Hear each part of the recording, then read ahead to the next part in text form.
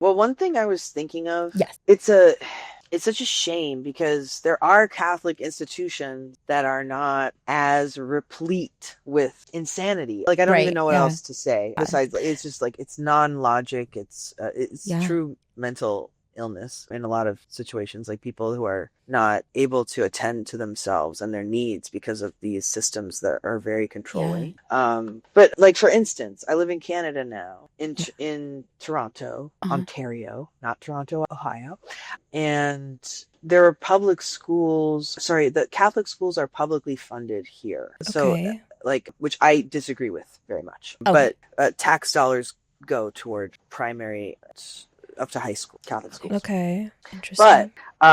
those Catholic schools fly pride flags Hmm. because they were Yeah. told that if they don't, they won't get public funding To anymore. get the funding. That's crazy. So That they're is like, so crazy. So okay, they're compromising on their morals for the sake of yes. money. You cannot serve both God and mammon. They're not real Well, that's the thing. Catholics. Is the other thing Trying is to, it's the right thing I'm to sorry. do, That's right? So like, the other thing is it's okay. No Yeah. one's they still Yeah. exist, right? There's Right. still yeah. Catholic schools. They're going to Yeah. mass. They're Yeah. Wow. Jesusing all the Right. time. But Yeah. they have a pride flag up as well. Like That's these people are crazy. humans, like that's the real point of that flag, right? Right. Oh, I wanted to kind of make a distinction too between Christians and Christo-fascists. Yeah. For sure. Because Christians are, I think we could start differentiating between people who are in some palpable, discernible way guided by anything about Jesus Christ, Right. something about him. Yeah. And then Christo-fascists are just guided by the Republican Party or Charlie Kirk or Donald Trump, right? Like Yeah. Yeah. these I folks think, are so gross. The representations of Christianity are so gross yeah. and perverted, Yeah. truly perverted, right? Like Uh, taking the thing and making it entirely against different. what it Yeah. is for. It's been a And wild thing to unpack. I think I was just gonna say yeah, we often will say we always kind of try to come back and clarify like Christian nationalism or like fundamentalism versus Yeah. like Christianity well, and generally. I think They're really there's different. We're referring to a there's big problems subset. with regular Christians too. Yeah. But not like when we're, but No, for but sure. like some there some are, of it's the, just like yeah. I want to Yeah. I want to be like, no, okay, like there's a lot of Christians like standing up for immigrants right now, Yeah. Yeah. and a friend of mine saw her friend abducted by ICE at gunpoint, Yeah. and then Oh my has gosh. then been going to visit him, and in the place, so they have, this is such a fascinating thing to me as someone coming from Franciscan, because she goes to the prison and there's a dress code, and for the visitors, the women, it's like 2 pages dress Of code. course. The men, it's no holes in your clothes. Like, which shouldn't matter. Like, what the hell does that matter for? Like, if you're going to a prison, you got a hole in your jeans. Like, why? Why does that matter? But it's just a way of controlling people, right? Yeah. And a way of making them afraid, and a way of being able to say, nope, you can't come in. Every time she's gone, they've been like, no, you can't come. No, you can't come. Come back later. Come back in an hour. It's not the right day. She wanted to bring a rosary in. Can't bring your rosary in. They were very critical of that, and wanting to bring a Bible in, and like ridiculed her for that. So it's like they're taking part of this idea from the system of Christianity, which is like, that it matters what you wear, or that, like modesty or neatness or respect or anything like that. And they're taking it and they're making it this totally other thing where like the original people that were talking about why you should be respectful in what you wear, or like respect your body, or think about how you treat people or whatever. Their point was to visit prisoners, right? Right. To love people, to show love to people. Like that's the point of that. Not to to like be controlled and be in this perfect. Sometimes it feels like it's like a secularized version of Christianity, where they take some of the like basic social values or something, or like moral values of like what you wear and how you act and what kind of relationships you're in, and then continue to use the Bible to back that up while ignoring the rest of the spirit of the Gospels about selling what you have and giving to the poor, and rich men can't enter the kingdom of heaven.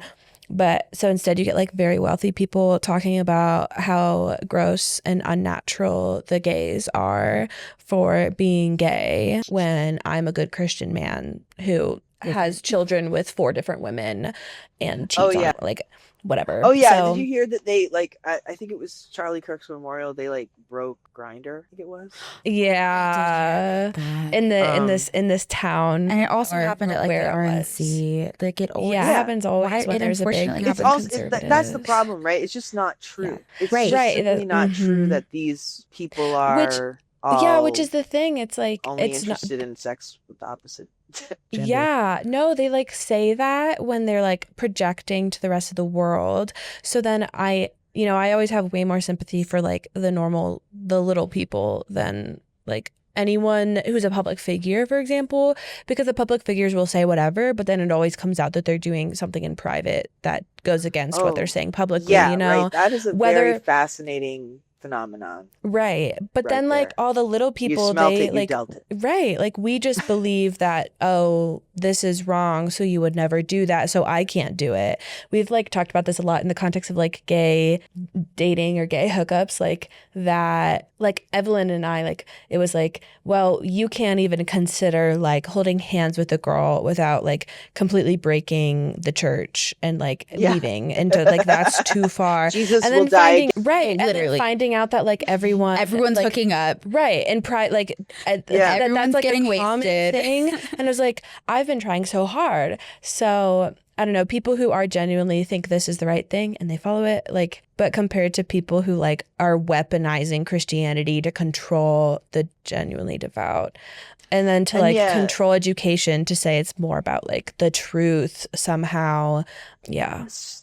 This week I read this essay by Hannah Arendt, who is a Jewish philosopher who escaped the Nazis and I think she came to the States. I'm not a scholar on Hannah Arendt, but I was reading this essay because I thought it was pertinent that she wrote, which was called Personal Responsibility Under Authoritarianism. Oh. And yeah, it's relevant for everybody. Google it. It's free on the internet. And she goes through kind of this analysis of basically everyone's big questions about the Nazis, which is how did this happen and why did people do this? And it was quite disturbing. I had to like use my therapy skills to not have a panic attack in the middle of the essay. For real. Because it was like, this is what's happening. This is not, yeah. I'm not going to mince words anymore. I'm not going to say, well, maybe we should think about fascism, right? Like this is happening. And her analysis, one of her really good points or disturbing, stressful points was that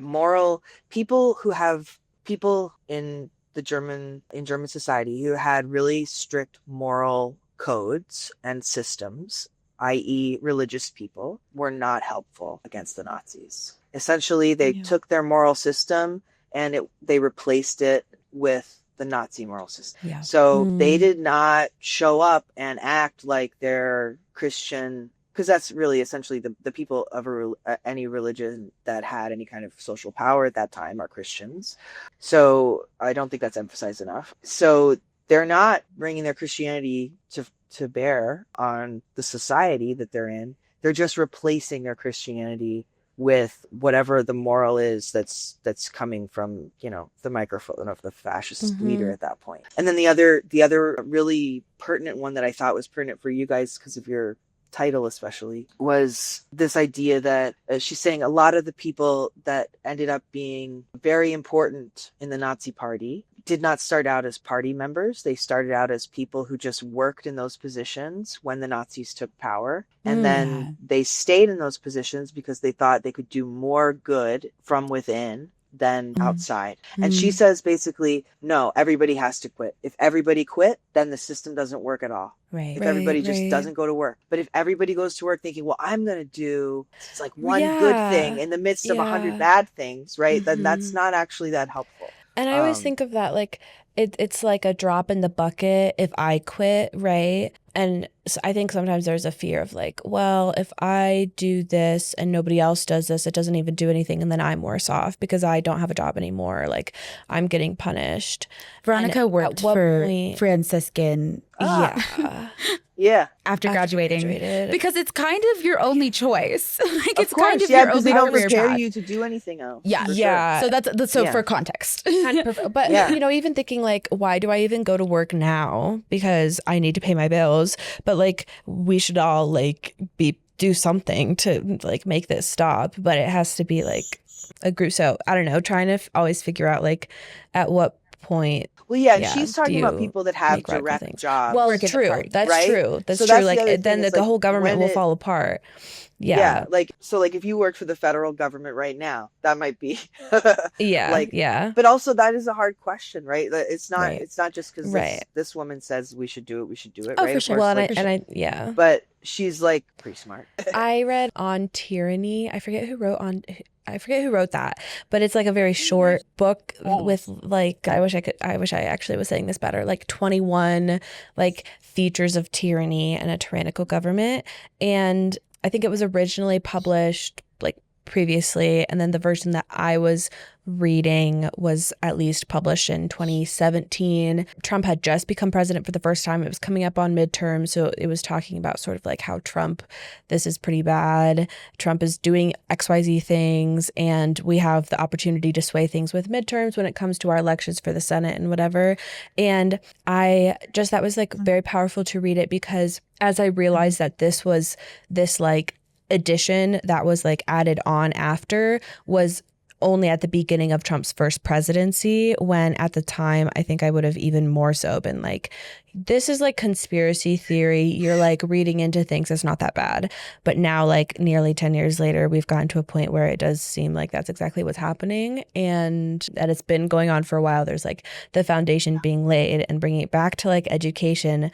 It's like a long game to get people like sort of like acclimated to, being educated in a certain way. I feel like I've seen memes for forever about how America purposefully has a bad education system to keep people dumb so that they can control you. And I'm like, that's like maybe exaggerated, except that the effect is now oversimplified, that the reality is that like a lot of Americans are undereducated, especially compared to like our counterparts in other first world countries. And our politics are a complete mess with way too much like power, with nobody feeling like they can do anything about it. And they can't. That's the thing. The voting system is completely doesn't represent us. Yeah. It's very easy to manipulate, and all the money that is in politics, that happened when I was at Franciscan. I think it was Citizens United. It was a big topic of conversation where money was deemed free speech, so you can just give as much money as you want.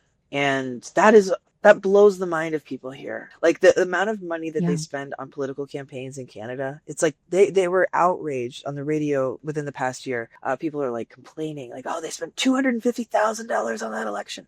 And that's like, is it capped? I know that in some circumstances there's in other countries, it's the amount they're allowed to spend is capped. Yeah. And it's very controlled. Right? Yeah. And it's just as though people made rules so that the system would work because they wanted it to work. And so they set it up so that it would work. But in our country, it's not like it's not really intended but they to work. I don't know, for us. Well, when you try to use it, you can see that, right? You're like, well, if we wanted a representative democracy, shouldn't we have districts that are not designed to go like this? So that like black people don't count as much as white people, like we can see those things, but then there's always someone. This is a big difference I found in Canada and America.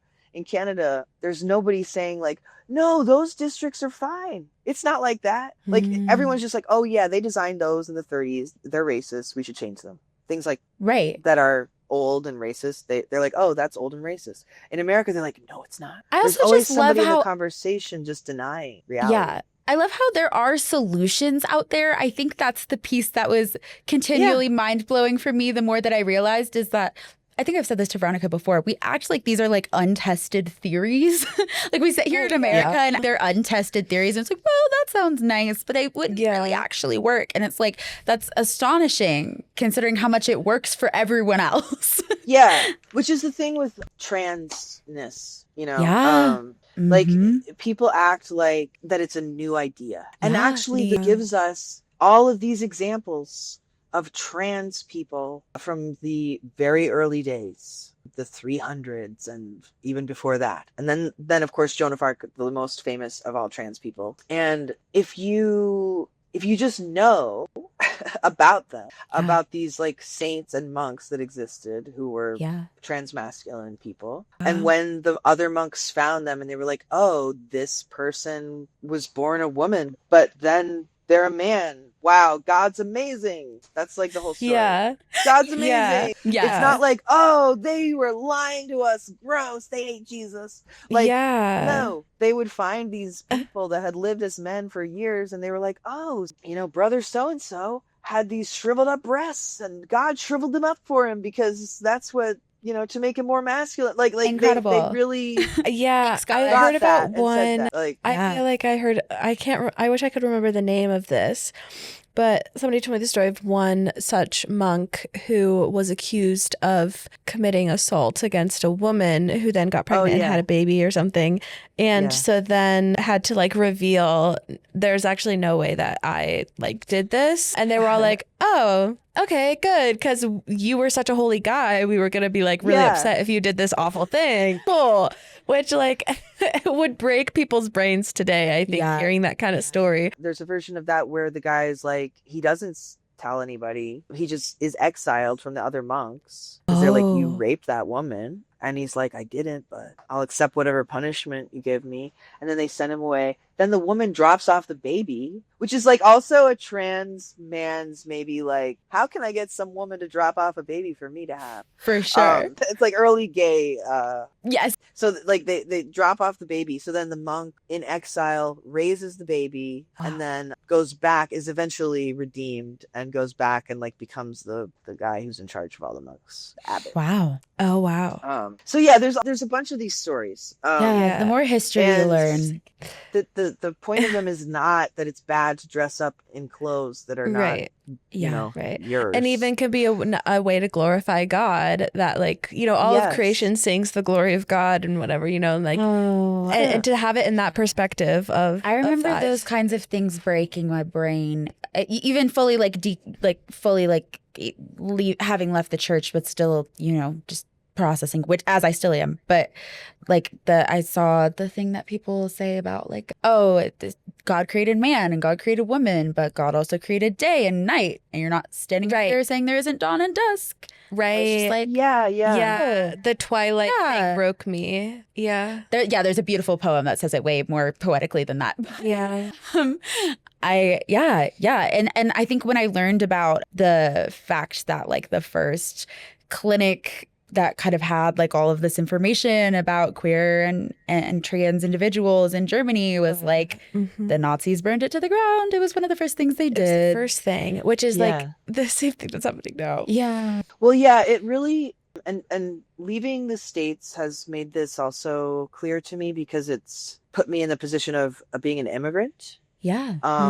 And which they, in a friendly manner, call newcomers here. Oh, they're cute. newcomers, That's blah, blah, blah. cute. And I'm like, oh God, okay. I So can't much even. better than aliens. Yeah, right. So actually welcoming. Right. Mm-hmm. And so, but I think the common thing is, because I was thinking why trans people and immigrants, why are those the first two things that Donald Trump has to be acting about, Right. And I think it is because trans literally means across the line. It means, and cis means on this side of the line, and trans means on the other side of the line. And so it's immigration is the same, right? Where you're on one side of the line and then you go to the other side. Yes. And what you really find out when you do that is that the line is imaginary, right? There's no line. There's no moment where I go from being a girl to being a boy, although most people call me sir now and he, or especially little children.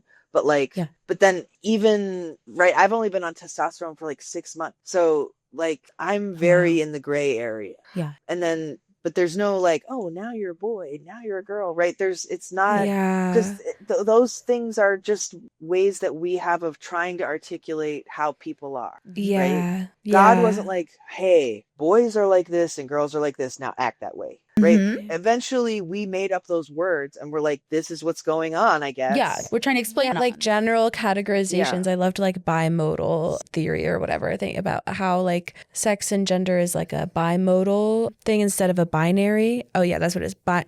So there's two different modes of male or female, but then there's all the gray area in the middle as well, as opposed to a binary where it's you have to be one or the other and that's it. You have to be Catholic or not Catholic, or religious or not religious, instead of figuring out what religion looks like for you or what gender and sex looks like to you, that there's like focus on two poles, but then lots of also gray area stuff.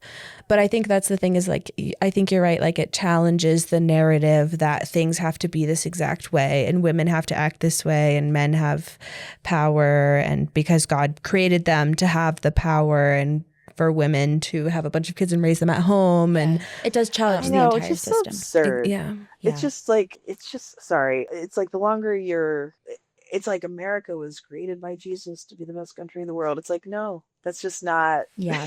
There's just a lot of other ways of explaining For sure. reality. For sure. But what was I going to say about those categories? Oh, I like to think of it as both, or I find that a more helpful thing in terms of, I think about non-binary a lot because that was something that was really helpful for me when I learned that language. Yeah.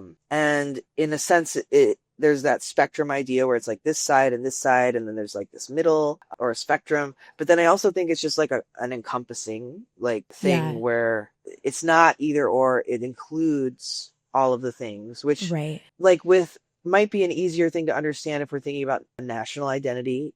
In terms of my national identity, right? Like I am American. Yes. According to many definitions. Do I identify as American? Sometimes. Like sometimes when people say Americans, I'm like, that includes me. Sometimes it doesn't include me. Sometimes I don't want it to include me, but it does.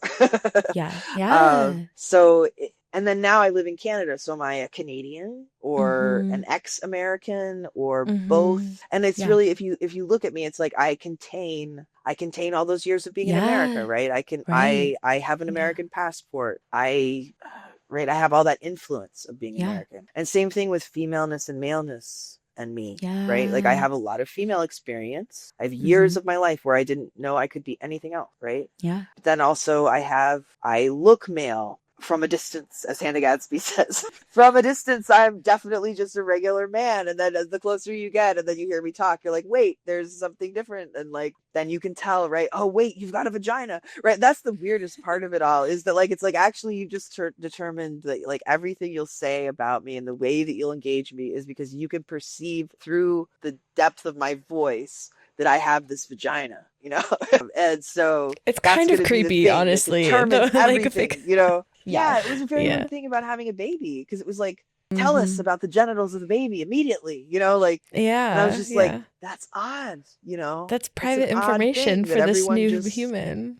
Knows about you right off the bat, you know? Yeah. And that somehow that was very helpful. That like completely defines you. The way that part of your body looks when you were born determines your entire destiny and personality and what you're allowed to do or should do or what's appropriate for you to do as a woman or a man or a boy or a girl. It's like, but it's funny because, I don't know if it's interesting, I think, to me, because when I was very religious and had no language to think about it that way, I was like, okay, and that's like the way that things are. Like, I don't get it. Like, I don't get it. But then the more that I like sat with things and like, it makes so much more sense the other way. And like, it's so reductive to think of people that way, but it's hard to. Yeah, my mom is such an icon. This is what I think about this like a lot. Like it's like she I love her. She the non-binary, the trans stuff, it's a little confusing to my lovely Southern mother. For sure. Even the gays. And to trans people as well. But she like raised us where we go through the freaking McDonald's drive-thru and they'd be like, okay, for the Happy Meal, do you want a boy toy or a girl toy? And she'd be like, it's not a boy toy or a girl toy. She does want the Barbie, but it's just the Barbie. It doesn't mean anything. Right. It's Barbie. Yeah. I forgot about those like Happy Meal boy toy or girl toy, that was like a thing so at much some pressure. Some kids' meals. Yeah. Wow. Yeah. So no, much it's like pressure. always this reinforcement that you are a girl, or, you know, and this is what it means to be a girl and whatever. Even I think in a situation where at least I grew up thinking that there was feminism and we're no longer oppressed by, you know, and it's over. Like there's like girl boss and like stuff. There was still like a lot of that And I think a lot of ways I thought of myself in a limited way. Yeah. Without realizing Yeah. it, while thinking that I was like enlightened, and like the church talks about the dignity of women and the role of women, and how, you know, the church does not need what women do, it needs what women are, you know, and that weird, like, whatever. But still, that like is very reductive to your identity, I think, as a woman, and not just like as a human being. Yeah. The value that you have in society, just as a person. It's like all so gendered, at least for women. I always got the impression, I don't know if this is actually true, that man was like neutral. And then women was always like specifically women. Totally. But then man is neutral. It's just like neutral human state. And then women is like pinnacle woman, the way it's add-on extra thing. I think absolutely. If like the that's a thing. It's totally a thing. Just like whiteness too. It's like white people are just yes. But like it's like, oh, actually we're not. Like there's a minority of white people on the planet. But if you're trying to have this like culture of control and authoritarianism, right, you need everybody to have a box to be in. Yeah. And you have to be in this box. And I wanna, can I pause for can I get a coffee? Can I get another coffee? Oh, go for it. Sorry. Yeah. You can get coffee. Absolutely. Please. Yeah. Okay. I'll be right back. So I guess we're still going. No, we are. I like it. We can. I mean, it can become multiple episodes. It can be clipped. It can be. Is Simon here? Oh, hey, bestie. The cool air out there. I'm not that hot. But go for it, queen. I'm not trying to say go. Please, like go. Oh no, I'm good. Thank you so much. This has been so lovely and wonderful. I feel like there's so much we can clip this up into, and a lot of short form little pieces. My brain is already like. Let me leave this here so that I don't. Okay, yes. Did you hear where Veronica said she was going? She was just filling her. Oh, okay. Veronica will be right back. No problem. Cool. Need fuel. Oh, of course. Yes. No. Even that's been the push through of this entire thing is the coffee. Yeah. Oh yeah. Oh yeah. Like every episode we have. This is the another one. Yeah. All right. Wonderful. Yeah. Sorry to interrupt. Oh no, not at all, not at all. It gets really hot in here. We have the windows. Can't run the AC with the sun, the noise, and then the like lights, and then you would not no believe the amount airflow. of lights pointed at us right now for the fact that this looks like a living room. Yeah. So I was good. I got up and like cooled off. This is perfect. It's wonderful. Yeah, actually, we did an episode, or we recorded an episode with Cade yesterday that it is probably mainly incoherent, but where we were talking about the like differences of the ways we experience the church just between like as men and as women, like being socialized, in the church as men and as women, and well, I guess as man and as women, but it does play such a role in it. And I think like there was so much of it that was very incoherent to me coming from a background where there was no experience of anything else. Yeah. And I think especially for the fact that like I had a childhood that defied gender roles in a lot of ways. I had a stay-at-home father and I have a very successful mother, and I have a vivid memory of coming home from school one time and my mom already being there and having baked a cake. And I have a vivid memory of it because it was like the only time it ever happened. Yeah. Homegirl did not bake cakes. Well, that's the funny thing, right? Nobody actually fits into all of the things. Right. Yeah. 100%. Yeah. My mom also had a master's degree and in economics. Not even in theology or education. Oh, wow. Or nursing, right? Like those are the things you're allowed to do. But yeah, it totally, just like that Mrs. Kirk, she's like got many degrees and she's in charge of the company now. But she's like, you should stay home, you know? I know. We were just talking about that yesterday as far as the comparison to Serena Joy from The Handmaid's Tale, but TV show edition, where they like really placed the heavy emphasis on that piece of it. Yeah. No, go ahead, please. I was thinking in preparation for talking to you about reading, I took what was it called? It was women writers. Yeah. Because that was always, as I said, I didn't know what trans was. I knew I was a tomboy. That was something I heavily identified with as a child, and then was very much expected to grow out of and didn't grow out of, and tried to pretend various ways of being feminine, but I was always to the left of feminine, if that's I know you understand that. So then it was very interesting to be in this context of having these things be such a big subject of conversation, because it was like how to be a holy woman and how to be a holy man. Even when I went back there, I think the last time I was there was when I was in graduate school. So it must have been like 2010, 2009, something like that. And there were signs up because whoever I went with was like, what the fuck does that mean?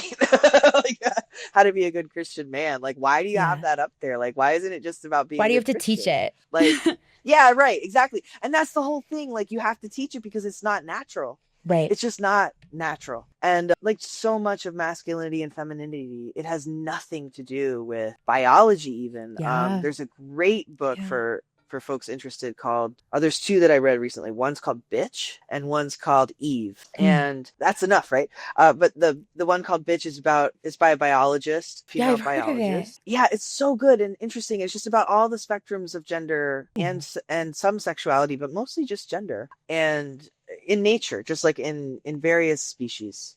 And it's really just showing it's not natural to have these categories. Right. And the people that came up with them actually were Victorians who are notoriously repressed and did things like just didn't include any of the research about the female animal that they were analyzing. They only analyzed the male animal. And then this is how a lot of most scientific studies, unless they're studying AFAB bodies. Yes. Which now we can't do in America. Pregnancy. Right. Like they only study men. All the drugs are tested on men. It doesn't make sense as we're talking about, like, just from a critical thinking or logic perspective, it doesn't make sense. Yeah, if there's this essentialism that we're so different, like, shouldn't we also try to check how different drugs work for female bodies? If we're going to say that we're going to be all essentialist about it and get completely different. Exactly. It's something that I think also I just had a baby, and that really, like, I physically had the baby. Right. And that I did not think I would be doing that. Yeah. But it made me think so much about my childhood and how we grew up among all these pregnant people. I assume maybe not you as much, Evelyn, if you weren't so much the homeschooled.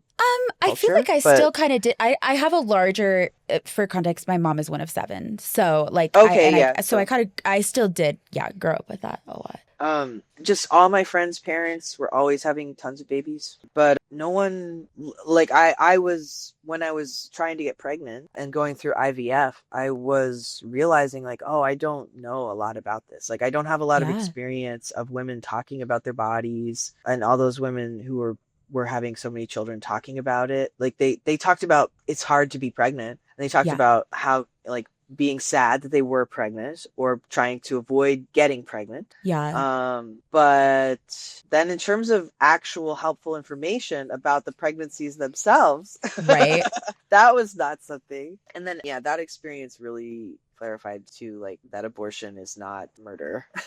Even though I had long come to that conclusion, right? And I didn't think that anymore, but it does kind of that was such an ingrained idea. But then once I was, and I was pregnant 3 times total, one successfully, one full term. And just like, it was so illuminating to me about all this. I like just realizing I've absorbed all this rhetoric, about this first trimester of pregnancy period. And and when I had a miscarriage, I had to get an abortion. Technically, I had to get a DNC.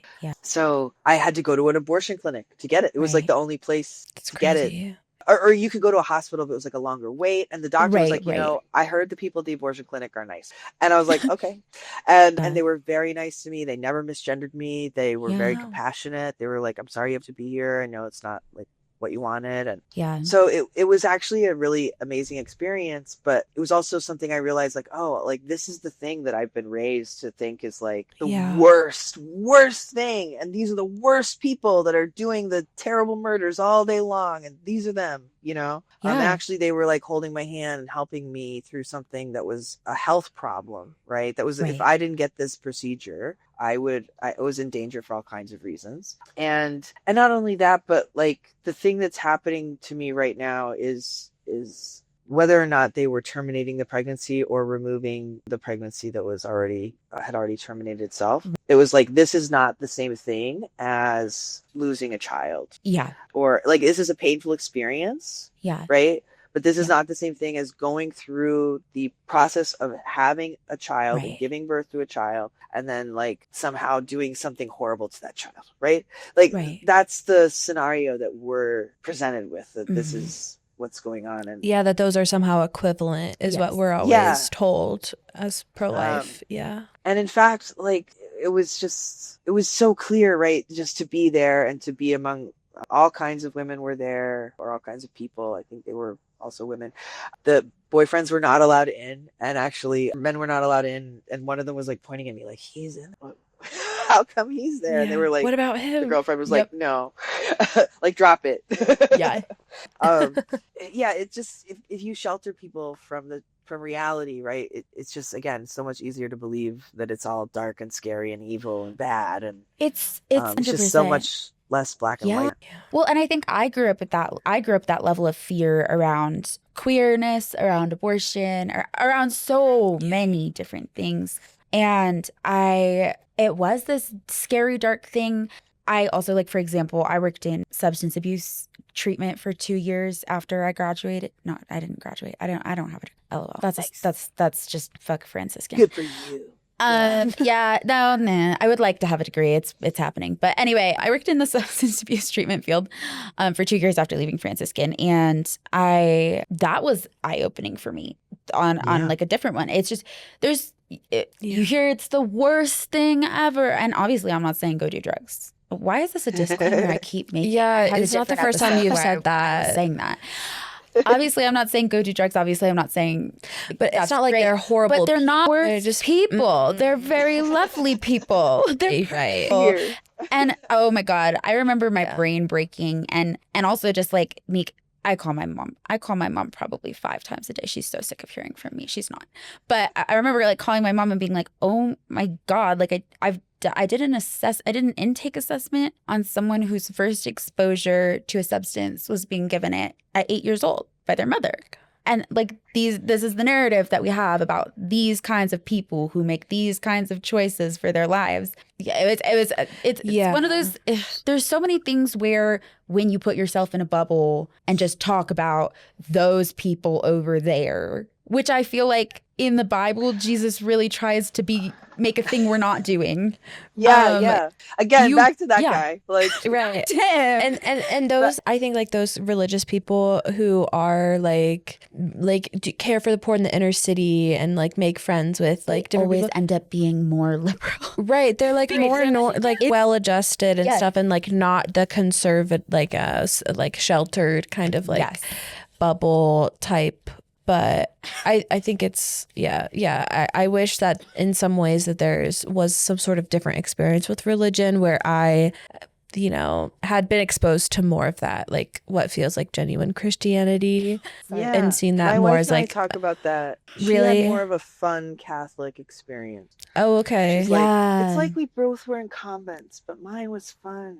And again, like I don't want to be like, oh, some convents are just fun, because even there's for sure very problematic things for all kinds of people, but connected to the church, especially in America, right? But like there are places where you can practice, like do a spiritual practice and not have it be in this form that's used to hurt people so thoroughly.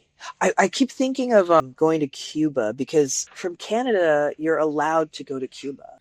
Oh, like without a passport, or in some like specific kind with of way, passport. like. But like without you're not a visa. forbidden. Without a visa. You don't have to have like a special visa. You can just go there and travel. Like, okay. Like nice.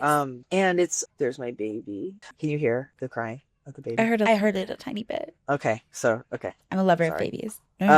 She's getting her nap, I think. Oh no, I wasn't saying I can hear it in a complete. I love babies. It's totally cool. fine. Yeah. It's fine. Yeah, I'm like, all my instincts are like, go to the baby. Right. But I am talking about Cuba. Okay, so America has this embargo against Cuba. It's forbidden. You can't go there. And so it's very exoticized to Americans. So when I told my mom, like, we're going to Cuba, she was like, oh my God, be careful. it's just a very normal place to go here. It's like going to Florida. Like, it's like a Right. very cheap, sunny place to go for Canadians. They're like going to Cuba for a week or whatever. Yeah. And so it's not like you have to be an intrepid world traveler or like Right. have some kind of cool project or, you know. Yeah. Yeah. So it's demystified, right? There's no, you go there and it's like, oh, okay, they're living in a non-capitalist system and it's harder to get a Coca-Cola, for example. It's harder to get tampons. It's harder to get like mass-produced things. However, you are not constantly participating in like an industrial military genocide complex. Like, so that's really nice. You're not just like constantly giving your money to like evil things that you don't really want to be participating in. I could give up Coke and tampons for that. Right, exactly. Like I Clip don't that. need constant access to Coca-Cola, Right. you know, in exchange for moral culpability. You know, this culpability involved with like everything bad It's on a the pretty planet, bad deal. you know? That's Yeah. really, When you say you're that, giving me just- $1 Coke Don't you for want my as soul. many tampons and Cokes as you want? And not even as many tampons as you want, of course, because we know that like not everyone can get their tampons they need. So it's not even like you get what you need. Right. Right. but- I'm still paying $20 for my box of tampons once a month, kind of thing. Exactly. You know, they have them in the store, but That's Yeah, not right. equal. Yeah. right. My dad, Yeah, when I was studying abroad in Austria, I sent some like picture of some slide from my Austria culture class. Again, this is Franciscan, you know this. It's the same conservative environment, but it just happens to be a professor who's from Austria. And she was like kind of pushing the envelope a little bit on like, America's not actually the best at everything ever. Yeah. And I sent some picture of the slide to my dad where it was talking about like she had pulled a bunch of stats of like, if you had been born in Austria instead of America, you would have this % less health problems and this % more money and the XYZ. And my dad like was like, that's fine. You can have your European socialism, but at least I can have Chipotle. I was like, I'm happy for you, bestie. Didn't you like find a Chipotle in Austria later on and send Also, him a I found picture? Chipotle later. That's the thing. It's like actually Chipotle is not very good. And instead of Chipotle, you could have a Mexican restaurant where they make tacos or a Chilean restaurant or a Right. Colombian restaurant, right? Like, Yes. Right. like there's all kinds of better things at Chipotle actually. I don't need Chipotle when I'm eating like fresh pastries. That's what it Maybe we reminds think me about of. Austria too much. Dr. Hildebrand. Did you Yes, No, I'm Dr. familiar. Yeah. He was like, heaven is like, you get to heaven and you realize it's like Italian pizza versus frozen pizza. Like you've been having frozen pizza, but heaven is like, Yeah. I think No, that's like, he was like, I thought I had the best pizza, but then I went to Brooklyn and then I Yeah. went to Italy and I had even Yeah. better pizza, you know? right.